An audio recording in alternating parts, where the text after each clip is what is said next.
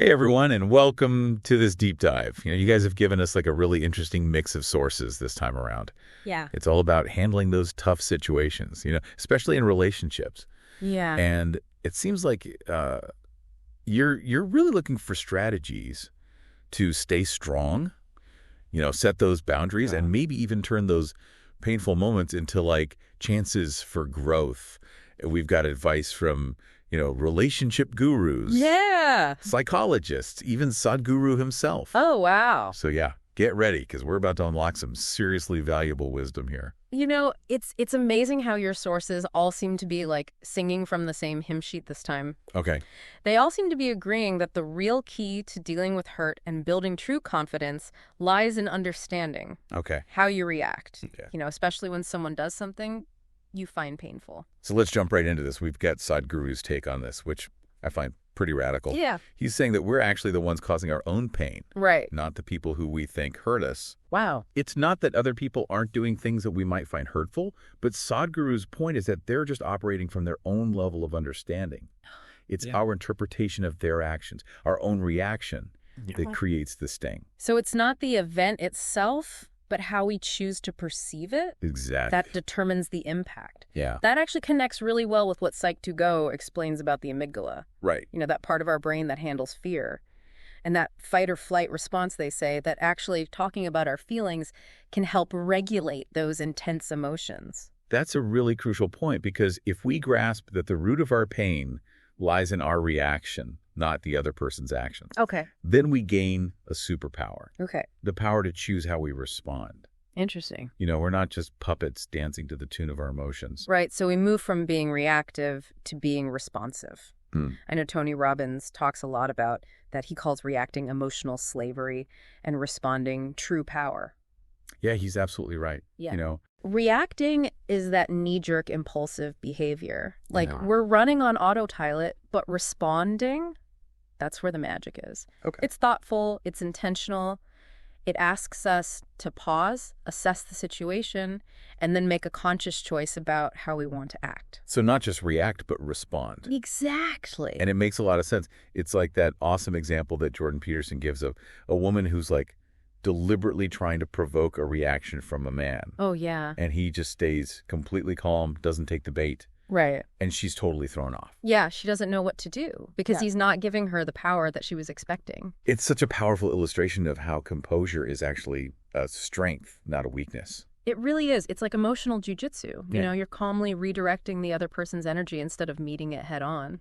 I like that emotional jujitsu. Yeah, and Peterson also talks about silence being like an incredibly powerful tool, Right. creating that air of mystery. I can see that silence can make the other person uncomfortable. Leading them to do all the overthinking. Exactly. It's like it forces them to reflect on their own actions. Exactly. And it allows you to stay in control of the situation. And that is so interesting when you contrast it with what Courtney Ryan said in her video about toxic behavior. In women, she talks about how some women play the victim to kind of like manipulate situations. Right.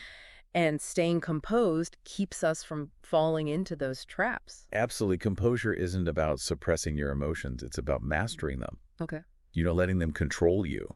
You're choosing how you want to express them. And that is true power.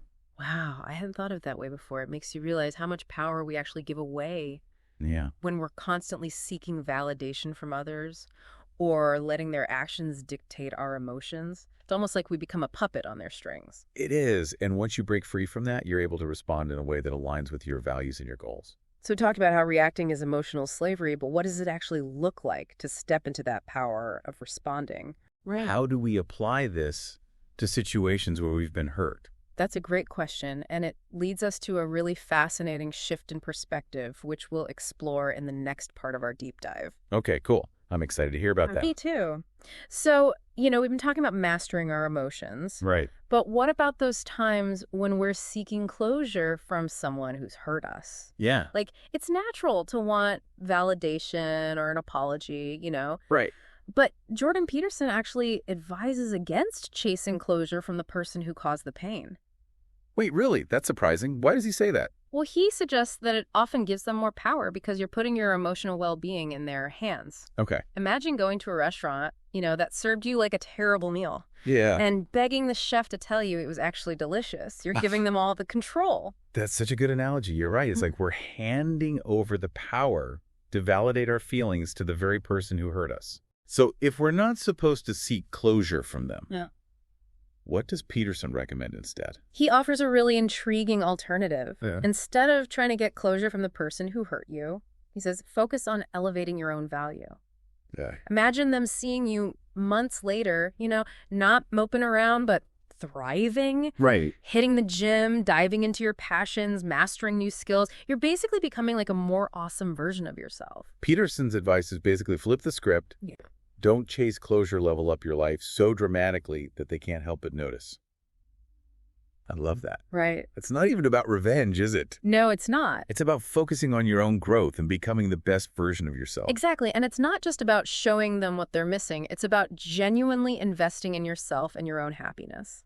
This reminds me of what Olivia Alexa said about not fearing the idea of losing someone. Yeah. If you're building a life you love filled with things that bring you joy and purpose, you become less needy, which ironically makes you more attractive. Absolutely. It's like that saying the best revenge is a life well lived, but it's deeper than that. It is. When you're genuinely fulfilled and confident in yourself, you radiate a different kind of energy, and people are naturally drawn to that. So it's like you're communicating, I'm valuable with or without you, but without actually saying those words. Right. It's about embodying that self-worth. Yeah. We've talked about taking control of our reactions and focusing on our growth. But what about boundaries? Those seem to be a big theme in a lot of the sources. Boundaries are crucial. It's interesting how Sarah Dawn Moore brought up the concept of shit tests. Yeah. These aren't about women being intentionally, they're often unconscious ways women gauge a man's strength and commitment. Think of it as like a subconscious compatibility check. So these tests are less about malice and more about women trying to figure out if a man is worth their time and energy. Exactly. That makes a lot of sense. Yeah. But they can still be frustrating, especially if you don't understand why they're happening. What's the best way to handle them? That's where Tony Robbins' advice on boundaries comes in perfectly. He says setting boundaries isn't about controlling others. It's about deciding how you allow yourself to be treated. Okay. Think about a time when you felt someone was pushing your boundaries. Maybe an overbearing colleague or a friend who constantly demands your attention. Yeah. How could you have used this agree and exaggerate technique? That's a really good point. Yeah. It's not about being aggressive or confrontational. It's about calmly and firmly asserting what you're willing to tolerate. And Olivia Alexa reinforces this by saying that standing firm can make a man more attractive to women because it shows self-respect.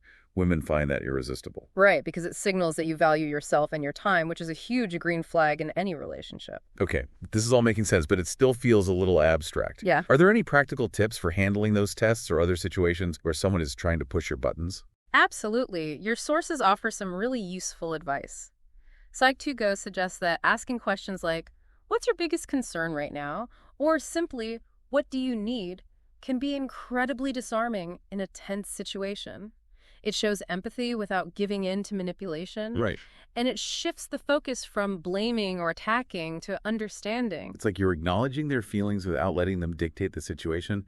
And I remember Sarah Dawn Moore had some really interesting strategies for dealing with those shit tests. She recommends either naming it, reframing it, or agreeing and exaggerating with sarcasm, for example. If someone makes a snarky comment about your outfit, you could playfully say, oh, I was going for the homeless chic look today. I didn't realize it was so trendy. I love that it's like you're saying, I see right through your game and I'm not playing. You're doing it with humor and confidence, which completely diffuses the situation. Exactly. It shows you're not easily rattled and that you don't take their negativity personally. You're choosing to respond from a place of strength and amusement rather than getting sucked into their drama. And this all ties in with Bobby Rio's advice for when a woman pulls away. Right. He says to use that as a trigger to focus on your own autonomy, Yeah. your goals and growth. You'll either win her back or you'll be better off anyway. That's a brilliant strategy because it puts you in a win-win situation. You're not desperately trying to chase her. You're focusing on becoming the best version of yourself, which ultimately makes you more attractive regardless of whether she comes back or not. This deep dive is really starting to paint a clear picture. We're seeing these incredible insights from psychology, self-help, and even spirituality, all pointing towards the same conclusion. The key to handling difficult situations and building true confidence lies in taking control of our own reactions and focusing on our own growth. You're absolutely right. It's about stepping into a more empowered version of yourself, someone who isn't defined by other people's actions or opinions. It's about recognizing that you have the power to choose how you respond to any situation, and that your worth comes from within, not from external validation. And it's not just about romantic relationships. It's about all areas of life, whether we're dealing with a challenging coworker, a difficult family member, or even just the everyday ups and downs of life. These principles can help us stay grounded, set boundaries, and respond with strength and clarity. You're spot on. It's about becoming the kind of person who can navigate any storm with grace and resilience. Wow, this has been incredibly insightful. I feel like I'm already starting to see things in a new light. I'm curious, though, we haven't really touched on the evolutionary psychology perspective that Sarah Dawn Moore mentioned. That's a fascinating piece of the puzzle that we'll explore in the next part of our deep dive. We'll uncover how these shit tests and our responses to them are rooted in a deep biological drive shaped by millions of years of evolution. Okay, so we've been talking about these, shit tests and how to handle them, but Yeah. Sarah Dawn Moore brought up like a fascinating perspective that we haven't really explored yet. Right. That evolutionary psychology thing. I'm really curious to hear your take on that. Yeah. It's a really fascinating lens, through which to view all of these dynamics. Yeah. Moore suggests that these tests, often unconscious as they are, stem from a deep biological drive in women Okay. to assess a man's fitness as a potential mate and protector. Oh, I see. So it's not just about like individual psychology. It's about understanding these deep-seated patterns that have been shaped by evolution over millions of years. Exactly. It makes you realize how much of our behavior is actually influenced by these ancient drives, even if we're not consciously aware of them. Right. So like in our ancestral past, a woman's survival and the survival of her offspring depended on choosing a mate who could like provide and protect. Absolutely. So women evolved to look for men who displayed strength, resilience, resourcefulness, Right. qualities that would increase their chances of survival in a harsh environment. Exactly. So those shit tests, as frustrating as they can be, are almost like a subconscious way of evaluating whether a man possesses those qualities. Right. It's like a biological screening process. Yes. To filter out the guys who aren't up to the challenge. Exactly. And it explains why women are often drawn to men who are confident, assertive, and can handle pressure. Okay. Those traits, would have been essential for survival in our evolutionary past, and they still signal a certain level of competence and strength that is attractive on a subconscious level. This is giving me like a whole new perspective on these dynamics. Yeah. It's not just about modern dating. It's about understanding these ancient patterns that are like wired into our biology. Right. And it makes sense that men who can stay calm, set boundaries, and respond thoughtfully in the face of these tests would be seen as more desirable partners.